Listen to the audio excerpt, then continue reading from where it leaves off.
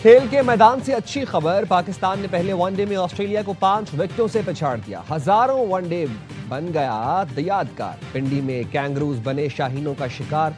पाकिस्तान ने 201 रन का हदफ बासानी 43वें ओवर में हासिल किया। बाबर आजम ने 69 विकेट, कीपर बल्लेबाज गाजी गौरी ने 65 रन की इनिंग्स खेली। साहिबजादा फरहान 28 और माल सदाकत 8 रन बना सके। कैंगरूज पहले खेलकर 45वें ओवर में 200 पर ढेर हो गए।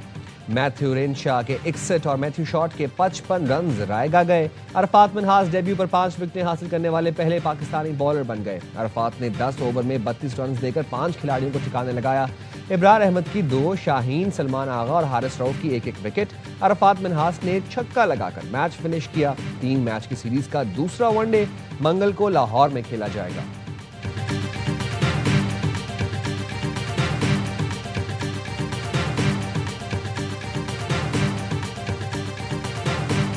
कुछ खास करना चाहते थे, करके भी दिखाया। अरफात मिन्हास ने पहले ही मैच में 42 साल पुराना रिकॉर्ड ठिकाने लगाया। नौजवान ऑलराउंडर ने रावलपिंडी में तारीख रकम कर दी। ऑस्ट्रेलियाई बैटिंग लाइन तहस नहस करके डेब्यू पर 5 विकेटें उड़ाने वाले पहले पाकिस्तानी बन गए। जाकिर खान ने 1984 में डेब्यू पर न्यूजीलैंड की 4 विकेटें उड़ाई थी। अरफात ने ऑस्ट्रेलियाई कप्तान इंग्लिस, लेबूशन, कैमरॉन ग्रीन और मैथ्यू शॉट की बड़ी विकेटें हासिल की।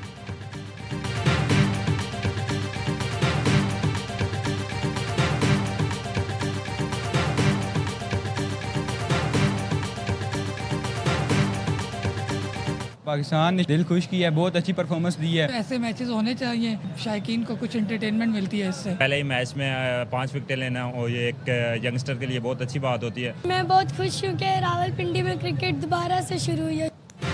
अरफात मिन्हास ने डेब्यू पर दिल खुश कर दिया। शायकीन ने अरफात को पाकिस्तान क्रिकेट का मुस्तकबिल करार दे दिया। स्टेडियम में मैच देखने आए मद्दाह कहते हैं बाबर आजम और गाजी गौरी ने जबरदस्त शराकत बनाई। उम्मीद है कौमी टीम अगले मैच भी जीतेगी और ऑस्ट्रेलिया को लगातार तीसरी सीरीज में शिकस्त देगी। ईरान के साथ जो भी डील होगी अच्छी होगी, मुज़ाकरात अच्छे रहे। ईरान अच्छे तरीके से जानता है उसे क्या करना है। अमरीकी वजीर जंग पीट हेग्सेट की मीडिया से गुफ्तगू। कहा ट्रंप अमरीकी मफादात पर ही मुआहिदा करेंगे। कहा पाकिस्तान अमरीका का मुखलिस दोस्त है, दोनों के दरमियान सच्ची दोस्ती परवान चढ़ रही है। वज़ीर आज़म और फील्ड मार्शल अमन मुज़ाकरात में शानदार किरदार अदा कर रहे हैं। अमरीकी सदर ट्रंप की ज़ेरे सदारत सिचुएशन रूम में अहम इजलास बेनतीजा खत्म। सदर ट्रंप ईरान से जंगबंदी में तौसी के मुआहदे पर फैसला ना कर सके। व्हाइट हाउस ने इजलास की तफसीलात जारी नहीं की। न्यूयॉर्क टाइम्स ने दावा किया सिचुएशन रूम में होने वाला इजलास 2 घंटे तक जारी रहा। इजलास के बाद व्हाइट हाउस ओहदेदार ने कहा सदर ट्रंप सिर्फ ऐसे मुआहदे को कबूल करेंगे जो अमेरिका के मफाद में हो। ईरान को किसी भी सूरत जौहरी हथियार हासिल नहीं करने देंगे।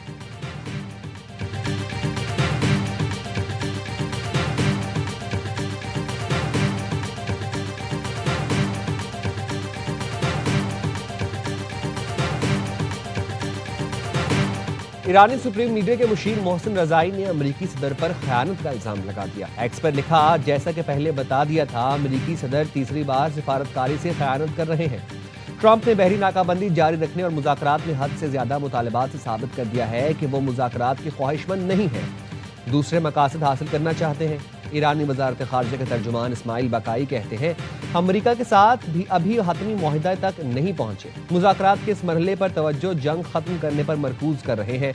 जौहरी मामले की तफसीलात के बारे में बात नहीं करेंगे। अमरीका के साथ पैगामात का तबादला जारी है। अमरीकी जिसे समुद्री मुहासरा कहते हैं वो शुरू से ही गैर कानूनी इक़दाम था।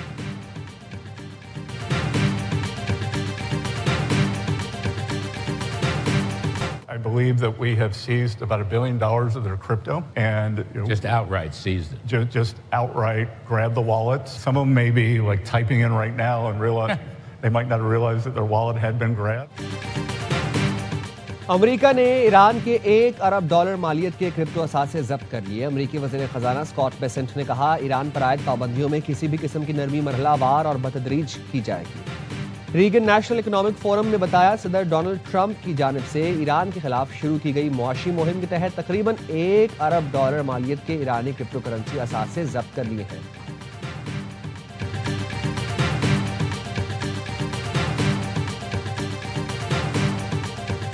ईरानी वज़ीर ख़ारजा का ओमानी हम मनसब से टेलीफोनिक राबता। अब्बास अराग़ची ने एक्स पर लिखा, ओमानी हम मनसब से आबना हुर्मुज़ और उसके मुस्तक़बिल के इंतज़ामी उमूर पर गुफ्तगू की। तमाम हमसाया ममालिक के साथ मुशावरत और ताउन का खैर मक़दम करते हैं। आबना हुर्मुज़ से मुतालिक मामलात पर ओमान और ईरान की पॉलिसी खुद मुख्तार जिम्मेदारियों और बैनुल अक़वामी कानून के असूलों के मुताबिक होगी। ईरानी वज़ीर ख़ारजा ने ओमान के बादशाह से भी राबता किया, मुज़ाकराती अमल से आगाह किया। अब्बास अराग़ची ने लेबनान पर इसराइली बमबारी की मजम्मत की, कहा लेबनान पर जारी इसराइली बमबारी पर OIC को फौरी एक्शन लेना चाहिए।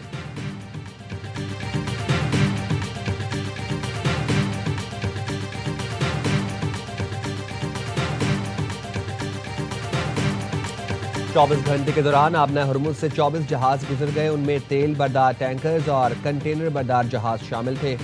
पाकिस्तान इनकलाब का कहना है जहाज़ों को ईरानी बहरिया की सिक्योरिटी हासिल रही। आबना हुर्मुज़ पर ईरान मुसलसल कंट्रोल बरकरार रखे हुए है, किसी भी जारहियत का फैसला कुन जवाब देने के लिए हर लम्हा तैयार है।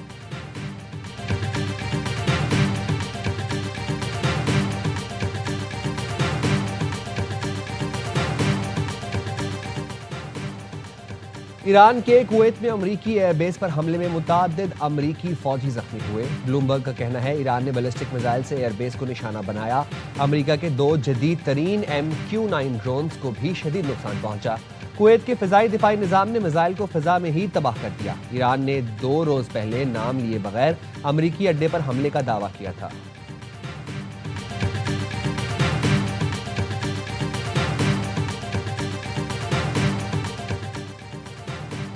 सऊदी अरब के बाद तुर्की ने भी इब्राहिमी मुआहिदे में शमूलियत आज़ाद फ़लस्तीनी रियासत के क़याम से मशरूत कर दी। तुर्क वज़ीर ख़ारजा हाकान फैदान कहते हैं मसला फ़लस्तीन का हल मशरिक़ वुस्ता में पायदार अमन का बुनियादी नुक्ता है। इसराइल 1967 की सरहदों पर फ़लस्तीनी रियासत तस्लीम करे तो इलाकाई इत्तेहाद में शामिल हो सकते हैं। हाकान फैदान ने पाकिस्तान, सऊदी अरब, मिस्र, खलीजी ममालिक पर मुश्तमिल इलाकाई प्लेटफॉर्म बनाने की तजवीज़ दी। कहा हालात मामूल पर आए तो ईरान भी मुजवज़ा इलाकाई फोरम का हिस्सा बन सकता है। खित्ते के तमाम ममालिक को एक दूसरे की खुद मुख्तारी और सलामती का एहतराम करना चाहिए।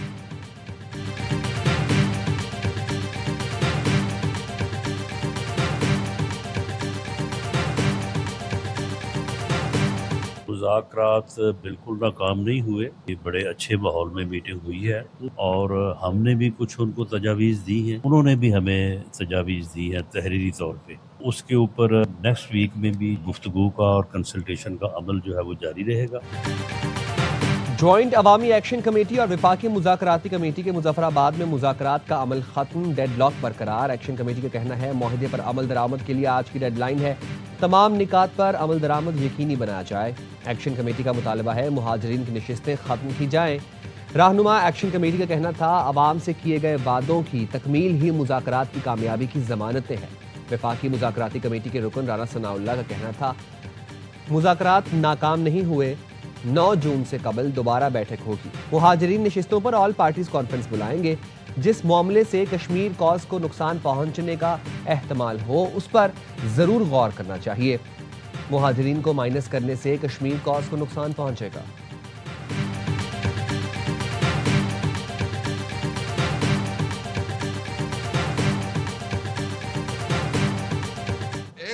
देखे बिलावल भुट्टो जा रहा है, मियां शहबाज शरीफ खुद उधर जाके जो है ना ऐलानात कर रहे हैं, वाद वईद कर रहे हैं। फील्ड मिनिस्टर अमीर मकाम उधर बैठा है, उसकी पूरी पार्टी उधर बैठी है, पूरा फौज जबरदस्त हुकूमत की और पीपल पार्टी की बैठी है। हमारे साथ ये शुरू, क्या हम पाकिस्तानी नहीं है? लीगी रहनुमा ख्वाजा साद रफीक और PTI रहनुमा असद कैसर समेत मुतादिद मुसाफिरों की स्कर्दू की फ्लाइट मिस हो गई। लीगी रहनुमा साद रफीक कहते हैं आज इंतखाबी मुहिम के सिलसिले में स्कर्दू जाना था, बर वक्त इस्लामाबाद एयरपोर्ट पहुंचा तो देखा रावलपिंडी पुलिस ने ट्रैफिक रोका हुआ है। मुझ समेत 13 मुसाफिरों की फ्लाइट मिस हुई, सैकड़ों मुसाफिर, खवातीन, बच्चे और बुजुर्ग रुल गए। असद कैसर ने कहा तमाम सियासी जमातें गिलगित में इंतखाबी मुहिम चला रही हैं, लेकिन PTI को दीवार से लगाया जा रहा है। मुझे स्कर्दू जाने से रोक दिया गया, क्या हम पाकिस्तानी नहीं?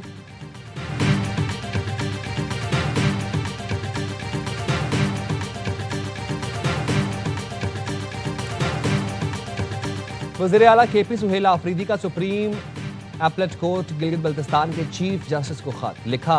GB में इंतखाबी माहौल से मुतालिक तशवीशनाक इत्तला मौसूल हो रही हैं। एक सियासी जमात की इंतखाबी सरगर्मियों, जुलूसों पर गैर ज़रूरी पाबंदियों की इतलात है। सियासी कारकुनों और रहनुमाओं की गिरफ्तारियों और सियासी सरगर्मियों में रुकावट पर शदीद तशवीश है। ऐसी सूरत हाल इंतखाबी अमल की शफाफियत और साख को मुतासिर कर सकती है। आइन हर जमात और शहरी को आज़ाद, मुनसिफाना, गैर जानिबदार इंतखाबात में शिरकत का हक देता है। अदालत से आज़ाद, शफाफ और गैर जानिबदार इंतखाबात के लिए मुतालिका इदारों को हिदायत देने की इस्तदा।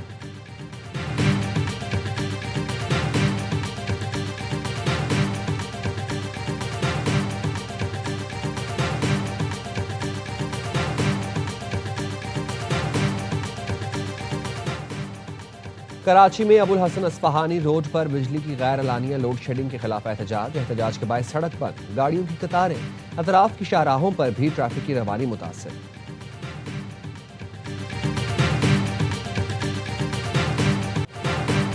IMF ने इलेक्ट्रिक गाड़ियों और सोलर पैनल को अशराफिया की जरूरत करार दे दिया। ज़राए के मुताबिक बजट में इलेक्ट्रिक गाड़ियों पर सेल्स टैक्स 1 से बढ़ाकर 18% किए जाने का इम्कान है। हाइब्रिड गाड़ियों पर भी टैक्स 1 से बढ़ाकर 18% किए जाने का इम्कान है। हाइब्रिड गाड़ियों पर 8% का रियायती सेल्स टैक्स खत्म करके 18% पर लाया जा सकता है। सोलर पैनल्स पर सेल्स टैक्स 10 से बढ़ाकर 18% किए जाने का इम्कान है।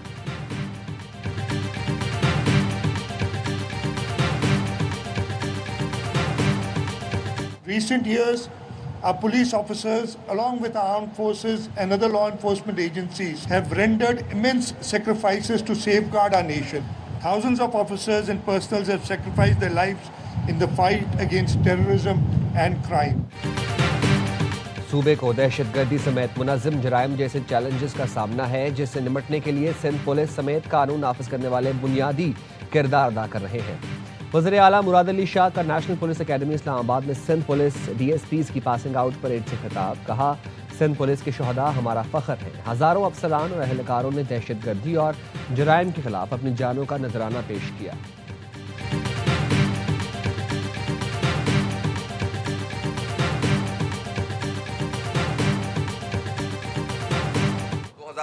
में जिस काम को नेमतुल्लाह खान साहब ने शुरू किया था K4, आज तक वो मुकम्मल नहीं हुआ। और सूरत हाल ये है कि सूबा और विफाक ये आपस में नूरा कुश्ती करते रहते हैं। हकीकत में दोनों एक हैं और MQM अल्हम्दुलिल्लाह सब में पार्टनर रहती है। K4 का मंसूबा अभी तक मुकम्मल नहीं हुआ। सूबा और विफाक नोरा कश्ती करते हैं, MQM इसमें शामिल हो जाती है। अमीर जमात इस्लामी हाफिज नईमुर रहमान का कहना है, MQM और पीपल्स पार्टी ने इदारों का बेड़ा गर्क किया। करप्शन और लूट मार का नाम पीपल्स पार्टी है। वज़ीर आज़म से भी कहा था, अवाम पर से लेवी का बोझ खत्म करें। तर्जुमान सिंध हुकूमत सादिया जावेद कहती हैं, आमिरों के अदवार में इक़्तिदार के मज़े लेने वाले आज किस मुंह से हमें बी टीम कह रहे हैं।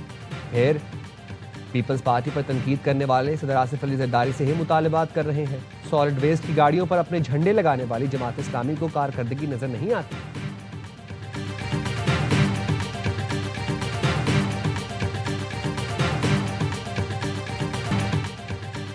ईद पर वज़ीर आला पंजाब मरियम नवाज की मेजर सर्जरी हुई। 3 दिन में अस्पताल में रहीं। ICU से पूछा, बाहर सफाई हो रही है। सीनियर वजीर मरियम औरंगजेब की मीडिया से गुफ्तगू। कहा, शदीद गर्मी में सुथरा पंजाब के सिपाहियों ने 72 घंटे काम किया। वज़ीर आला की तरफ से तमाम वर्कर्स को 10,000 रुपये दिए जाएंगे। हमसे पहले नाहल टोले ने सफाई पर मामूर कंपनी को जेल भेज दिया। उनका विजन था कि इंतकाम लेना है, भले अच्छा काम हो रहा हो।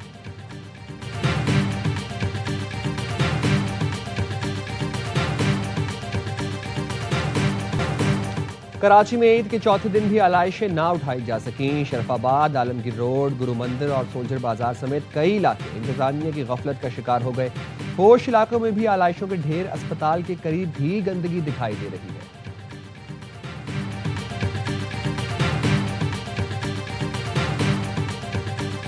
कराची में कुत्ते के काटने से 14 साल का लड़का जाँ बहक। कुत्ते के काटने से रेबीज के शिकार होने वाला 14 साला अली फहद का 26 मई को इंतकाल हुआ। अहले खाना का कहना है, बच्चे को अब्बासी शहीद अस्पताल से एंटी रेबीज वैक्सीन लगवाई थी। कुत्तों के काटने के हौलनाक अदाद-ओ-शुमार सवाल उठा रहे हैं। हुकाम के मुताबिक रवां साल शहर में कुत्ते के काटे के 20,000 वाक़यात रिपोर्ट हुए। गुज़िश्ता बरस सिंध में 18 हलाकतें हुई।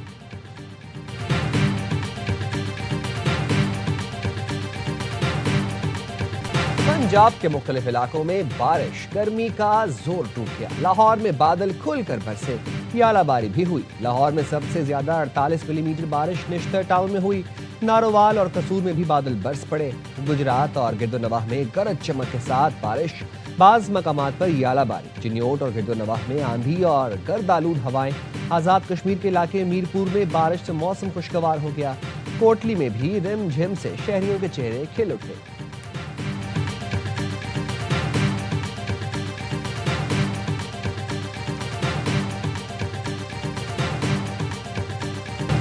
लंदन में खालिस्तान के हामी सिखों का एहतजाज। मुजाहिरीन भारतीय सिफारतखाने के काउंसलर कैंप के सामने जमा। खालिस्तान हामी सिखों ने इल्जाम लगाया कि भारतीय काउंसलर कैंप ब्रिटिश भारतीय मुखबरों की भर्ती का मरकज है। सिख रहनुमा परमजीत सिंह पिम्मा का कहना है भारतीय सिफारतखाना खालिस्तान रेफरेंडम के हामी कारकुनों की निगरानी और जासूसी में मुलव्वस है। मोदी हुकूमत की जानिब से मेरी जान को खतरा है।